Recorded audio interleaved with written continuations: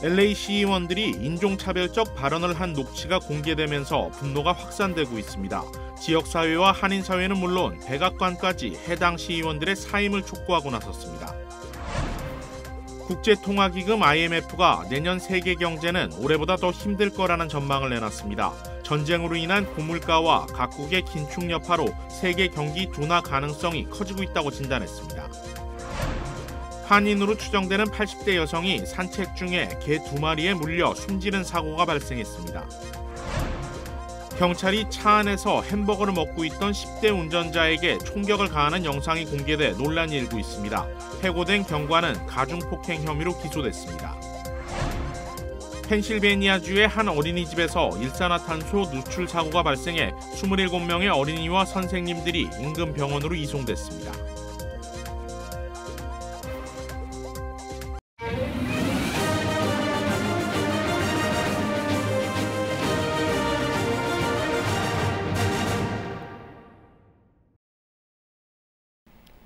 시청자 여러분 안녕하십니까? KBS 아메리카 뉴스입니다. 지난 주말 인종차별적 발언 내용이 담긴 LA 시의원들의 녹취록이 공개됐습니다. 이에 한인들은 물론 LA 시의회와 백악관까지 나서 관련자들의 사임을 촉구하고 있습니다. 김경일 기자가 취재했습니다. 지난 2021년 10월 LA시 선거구 재조정을 앞두고 누리 마르티네스 시의회 의장과 케빈 델레온, 길 세디오 LA 시의원, 론 에레라 LA 카운티 노조연맹 회장이 모인 비공식 회의. 이들은 한 시의원이 입양한 흑인 아들을 원숭이 같다며 비하합니다. The kid is bouncing off the effing walls on the floor, practically tipping it over. There's nothing you can do to control him. Parece changuito. And I'm just like, oh my God. 이어 한인타운을 언급하며 작고 검은 사람들이 많다고 깎아내립니다. Yeah, let's go Cape Yes. I see a lot of little short, dark people. Yeah, puro Oaxacan Koreans. Not even like Kevin, little ones. I was like, no, I don't know where these people are from. I was like, I don't know what village they came, how they got here, but. 이 녹취가 공개되면서 마르티네즈 의장은 의장직을 사임한다며 병가를 냈습니다. LA 시의원들의 인종차별적 발언에 한인들의 불만은 날이 갈수록 더욱 커지고 있습니다. 한인들은 다양한 민족이 함께 어우러진 LA시를 대표하는 시의원들이 이 정도밖에 안 되냐며 열심히 살고 있는 한인으로서 힘이 빠진다며 당장 이들의 사임을 촉구했습니다. 사임을 해야지 다른 분들이 또 그런 자리에 와도 그런 것도 조심하고 하지 않을까 생각하는데요. 사퇴를 시켜야지. 그건 당연히 사퇴를 시켜야지. 그런 사람이 시의원이 된다는 것은 말할 수가 없는 거지. 한인 민주당협회와 LA 한인타운 선거구 재조정 태스크포스는 녹취 발언 중 선거구 재조정 당시 한인 사회를 정치인들이 나누려는 발언에 책임을 묻겠다며 사임을 촉구했습니다. 3명의 라티노 시의원들이 다른 소수계 커뮤니티, 특히 흑인이나 또는 한인타운에 거주하고 있는 오하켄 커뮤니티를 비하하는 발언들은 용납돼서는 안 되고요. 당연히 바로 즉시 사임해야 된다고 저는 생각하고 있습니다. 오늘 LA 시의회를 가득 메운 군중들은 3명의 시의원들의 사퇴를 요구하며 당장 나가라고 소리치자 케빈 데레온과 길 세디오 의원은 자리를 떴습니다. LA시 의회는 의원 7명의 이름으로 이들의 사임안을 발의했습니다. 바이든 대통령도 오늘 관련 시의원들의 사임을 촉구했습니다. He believes that they all should resign. The language that was used and tolerated during that conversation was unacceptable and it was appalling. They should all step down. 한인 사회는 3명의 시의원 중 1명의 시의원은 임기가 끝나고 2명의 시의원 임기가 2024년까지여서 이들이 당장 사임하지 않을 경우 리콜 운동을 펼치겠다는 계획입니다. KBS 뉴스 김경일입니다. 내년이면 조금 나아지겠지 하는 말들 많이 하시죠.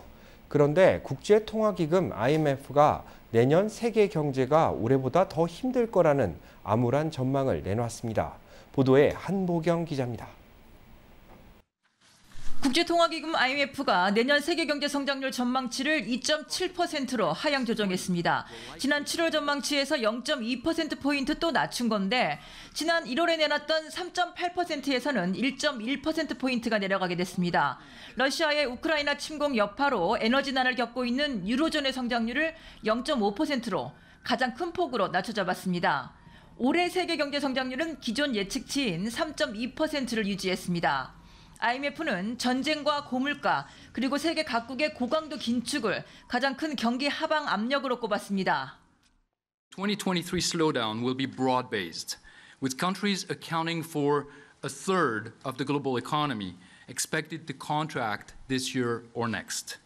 In short, the worst is yet to come, and for many people, 2023 will feel like a recession.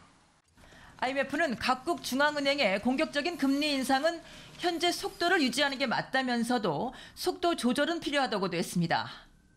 So we are risking, if we don't have strong action for this to happen, but if we tighten too much, then the fears of recession will materialize on a large scale. 한국의 올해의 경제 성장률은 2.6%, 내년은 2%로 예측됐습니다. 미국 뉴욕에서 열린 한국 경제설명회에 참석한 추경호 경제부총리는 현재 위기 상황이 내년까지 이어질 것으로 예상되지만 외환 위기 가능성은 적다고 내년 우리 경제를 진단했습니다. 복합 경제 위기인 거 맞고 또 대부분 소위 말하는 이 수출, 그다음에 국내 여러 가지 경쟁력이 저하되는 부분, 또 시장 변동성이 커지는 부분에 관해서 저희들도 비상 상황으로 규정을 하고 있는데 올해보다 내년이 훨씬 더 힘들어질 거라는 얘기입니다. 특히 미국의 금리 인상 기조가 이어지면서 달러 강세는 더 심해질 겁니다. 경기 악화 전망이 힘을 받으면서 뉴욕 증시 나스닥 지수는 올해 최저점을 경신했습니다. 뉴욕에서 KBS 뉴스 한보경입니다. 물가 상승 여파로 내년도 사회보장연금 인상폭이 8.7%에 달할 것으로 전망됩니다. 오는 목요일 내년도 사회보장연금 인상폭이 발표되는데 지난 1981년 이후 42년 만에 가장 큰 폭인 8.7%가 인상될 것이라는 전망이 지배적입니다. 이렇게 되면 내년에는 올해보다 $100가량 오른 1,729달러를 매월 받게 되는데 10% 가까이 치솟은 물가를 따라잡기에는 여전히 부족해 보입니다. 높아진 물가가 제대로 반영되지 않는 것은 물가 산정 방식에 따른 것으로 풀이됩니다. 사회보장국은 전년도 3분기 물가 상승분을 토대로 인상분을 결정하고 있습니다. 때문에 지난해 3분기 대비 큰 폭으로 올라버린 올해 물가 인상분은 결국 반영되지 못한 겁니다. 결국 사회보장연금에 의존하고 있는 5,400만 명의 시니어들은 내년에도 만성생활고에서 벗어나기 어려울 것이라는 전망입니다. 80대 여성이 개 2마리에 물려 사망하는 사고가 발생했습니다. 피해자는 한인으로 추정됩니다. 샌버나디노 카운티 셰리프국은 산책을 나왔던 80대 여성이 개 2마리에 물려 사망하는 사건이 발생했다고 밝혔습니다. 개들의 공격으로 숨진 이 여성의 성씨는 한인이 사용하는 한씨로 확인됐습니다. 한씨를 공격한 개들은 도고 아르헨티노라는 견종으로 공격성이 높아 일부 국가에서는 사육이 금지된 견종입니다. 샌버나디노 카운티 셰리프국은 한씨를 공격한 개들을 데려가 격리하고 있으며 견주는 경찰의 수사에 협조할 계획이라고 밝혔습니다. 비영리기관 독바이트에 따르면 지난 2005년부터 2020년까지 국내에서 개에 물려 사망한 사람은 모두 560명이 넘습니다. 경찰이 차 안에서 햄버거를 먹고 있던 운전자를 용의자로 오인해 총격을 가하는 영상이 공개됐습니다. 경관은 해고된 뒤 가중폭행 혐의로 기소됐습니다. 보도에 윤범수 기자입니다. 한 패스트푸드점 앞 소란 행위 신고를 받고 출동한 경관이 한 대의 차량을 주시합니다. I got a vehicle over here that fled from me the other day. He's in the parking lot. 경관은 천천히 차량 뒤쪽으로 접근한 뒤 운전석 문을 열고 내릴 것을 명령합니다. Get out of the car. 차에서 햄버거를 먹다 놀란 눈으로 쳐다보는 남성. 상황을 파악할 틈도 없이 급히 후진 기어를 놓고 잠깐의 몸싸움이 벌어지더니 후진하는 차량을 향해 경관이 무려 5발의 총격을 가합니다. 이어 경관은 달아나기 시작하는 차량을 향해 추가로 5발의 총격을 가했습니다. 총격을 피해 달아난 운전자는 올해 17살의 미성년자였는데 10발 중 4발을 맞아 현재 중태입니다. 옆에 타고 있던 또 다른 17살 여성은 총에 맞지 않았습니다. 총격을 가한 경관은 아카데미를 졸업하고 채용된 지 7개월밖에 안 된 수습 경관이었는데 당시 운전자가 급히 후진을 하는 과정에서 열려있는 문에 부딪히자 위협을 느껴 대응한 것이라고 주장했습니다. 그러나 총격을 받은 10대 피해자들은 당시 신고가 들어온 소란 행위와는 아무런 관련이 없었고 무기도 들고 있지 않았습니다. In this circumstance, the department terminated the probationary officer's employment due to his actions during this incident, which were in violation of departmental tactics, training, and procedures. 해고된 경관은 2건의 가중폭행 혐의로 검찰에 의해 기소된 상태인데 만약 총에 맞은 10대 청소년이 사망할 경우 살인 혐의가 적용될 것으로 보입니다.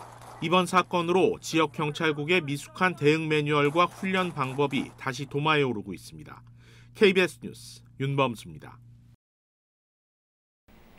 파티에 참석했던 여학생이 집에 돌아와 사망하는 사건이 발생했습니다. 최근 학생들 사이에서 유행하고 있는 마약성 진통제 펜타닐을 복용한 것으로 추정됩니다.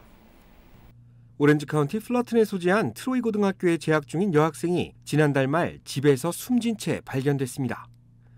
이 여학생은 파티에 참석하고 집에 돌아온 뒤 의식을 잃은 것으로 추정되는데 가족들은 딸의 사인이 펜타닐에 의한 것으로 추정하고 있습니다.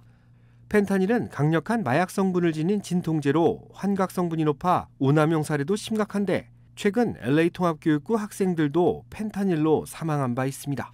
의료 관계자들은 펜타닐의 치사량은 2mg에 불과해 사용상 각별한 주의가 필요하다고 경고했습니다. 어린이집에서 일산화탄소 누출 사고가 발생해 어린이와 선생님들이 인근 병원으로 이송됐습니다. 오늘 아침 7시 30분 펜실베니아 앨런타운에 자리한 해피스마일 어린이집에서 일산화탄소 누출 사고가 발생했습니다. 의식을 잃은 어린이가 있다는 신고에 구조대원이 급파됐고 일산화탄소 누출이 확인돼 어린이들과 선생님들을 긴급 대피시켰습니다. 조사 결과 누출된 일산화탄소는 위험 수준에 가까웠습니다. 병원으로 이송된 27명의 어린이와 선생님들은 정상인의 10배 이상에 달하는 일산화탄소 중독 수치를 보였는데 모두 생명에는 지장이 없는 상태로 전해졌습니다. 소방당국은 어린이집에서 일산화탄소가 누출된 원인을 조사하는 한편 안전이 확보될 때까지 출입을 통제할 방침입니다.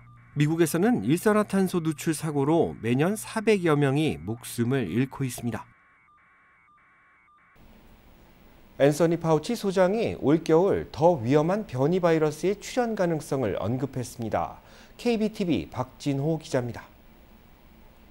앤서니 파우치 국립알레르기 전염병 연구소 소장이 올겨울 더 위험한 코로나19 변이가 출현할 수 있다고 경고했습니다.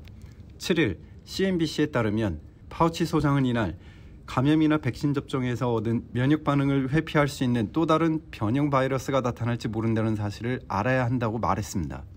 6일 기준 전국의 주간 일평균 코로나19 사망자는 뉴욕주 23명을 포함 345명으로 올해 2월 3월에 1000명에서 2500명에 비해 크게 감소한 상태입니다. 하지만 파우치 소장은 겨울에는 코로나19 재확산 위험이 항상 있다. 우리가 팬데믹을 완전히 극복했다고 말하는 것은 다소 무신경한 언사라고 지적한 후 올겨울 새롭고 전염성이 더 강한 변종이 출현하더라도 놀라서는 안 된다고 강조했습니다. 파우치 소장은 더 강한 변이가 출현할 가능성이 있는 만큼 오미크론 방어에 특화된 부스터샷이 더욱 중요해졌다고 강조했습니다. 그는 보건당국이 특정 개량 백신 접종을 독려하고 있는데 다행히 이 백신은 현재 유행하는 주요 변종을 겨냥해 만들어진 것이라고 덧붙였습니다. 백신 제조사인 화이자, 바이오엔테크와 모더나는 코로나19 초기 바이러스와 오미크론 및 오미크론 하위 변이 BA.4와 BA.5에 대응하는 개량 백신을 개발했고 주요국들은 코로나19 재확산을 대비해 지난달 1일 백신을 승인했습니다. KBTV 뉴스 박진호입니다. 산부인과 의사가 저지른 상습 성추행 범행에 관련해 소속 병원 측이 피해자들과 거액의 배상금을 지급하는 데 합의했습니다. 콜롬비아대 얼빙 의료센터가 산부인과에서 성추행을 당한 피해자 147명과 추가 합의했다고 밝혔습니다. 이번 합의는 전 콜롬비아대 임상조 교수 로버트 헤든이 저지른 혐의에 따른 것인데 배상액은 모두 1억 6,508만 달러가 책정됐습니다. 앞서 이 병원은 여성 환자 79명과 7,150만 달러 규모의 합의를 받는데 이번에 추가 합의가 이뤄지며 배상액은 모두 2억 3,660만 달러로 늘었습니다. 가해자로 지목된 헤든 전 교수는 지난 1993년부터 2012년까지 산부인과 의사로 근무하며 200명 이상의 환자를 상습적으로 성추행한 혐의를 받고 있습니다. 그는 연방법 위반 혐의로 기소돼 재판을 받고 있는데 아직까지 합의에 서명하지 않은 피해자들도 많아 완전한 합의에는 더 많은 시간이 소요될 것으로 보입니다. 윤석열 정부가 공약으로 내건 재외동포청 신설 내용이 확정됐습니다. 정부 조직 법안이 국회를 통과할 경우 실효성을 갖게 됩니다. KBTV 김은지 기자가 보도합니다. 윤석열 정부는 지난 6일 오후 2시 서울 정부청사에서 기자회견을 열고 정부 조직 개편안을 공식 발표했습니다. 정부안에 따르면 재외동포청은 외교부 장관 소속으로 신설하기로 했습니다. 외교부의 재외동포 정책 기능을 이관하고 재외동포 재단의 사업 기능을 통합해 외교부 장관 소속으로 재외동포청을 신설한다는 얘기입니다. 또 종합적, 체계적 보훈 정책을 추진하고 국가보훈체계의 위상을 강화하기 위해 국가보훈처를 국가보훈부로 격상할 계획입니다.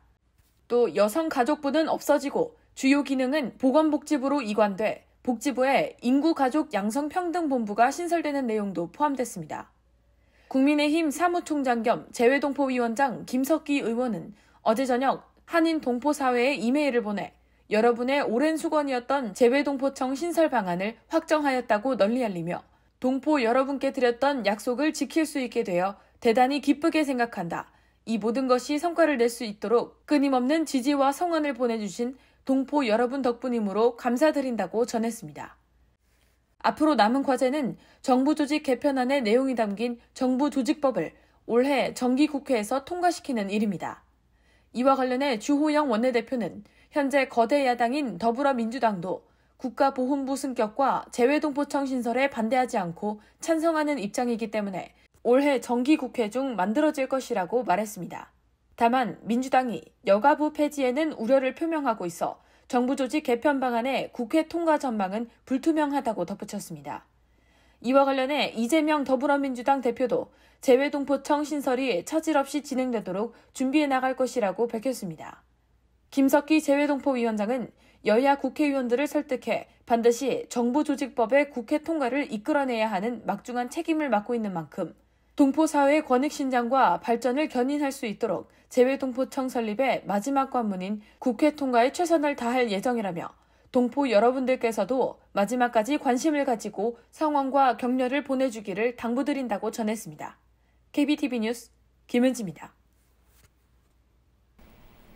일본 정부가 팬데믹 이후 처음으로 무비자 입국을 허용했습니다.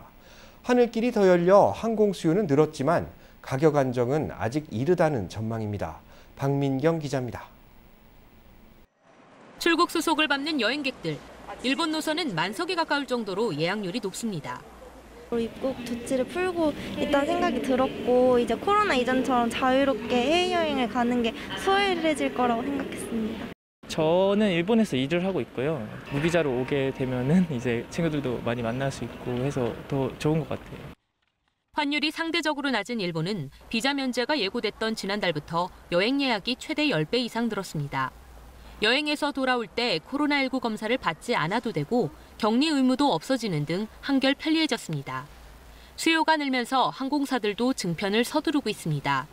김포 하네다 노선 운항 횟수는 이달 말까지 2배 늘어납니다. 항공기도 대형으로 바꿔 공급 좌석도 늘릴 예정입니다. 하지만 코로나19 이전까지 회복되기에는 시간이 좀 더 걸릴 것으로 전망됩니다. 일본 노선의 항공편은 올해 말까지 늘어나더라도 코로나19 이전의 절반 수준으로 예상됩니다. 중국의 하늘길은 여전히 막혀 있고 비용 부담이 큰 미주 유럽 노선은 증편이 더딘 상황입니다. 코로나 이전에 대비해서 20-30% 정도밖에 공급이 안 되기 때문에 그 부분이 먼저 해결돼야만 조금 더 편하게 좋은 가격에 가실 수 있을 것 같고요. 게다가 고유가에 따른 비싼 유류 할증료와 현지에서의 감염 우려는 여행객 입장에서는 여전히 부담입니다. 여행업계는 2년 뒤 여름 성수기쯤에나 여행 수요가 본격적으로 회복될 것으로 내다봤습니다. KBS 뉴스 박민경입니다.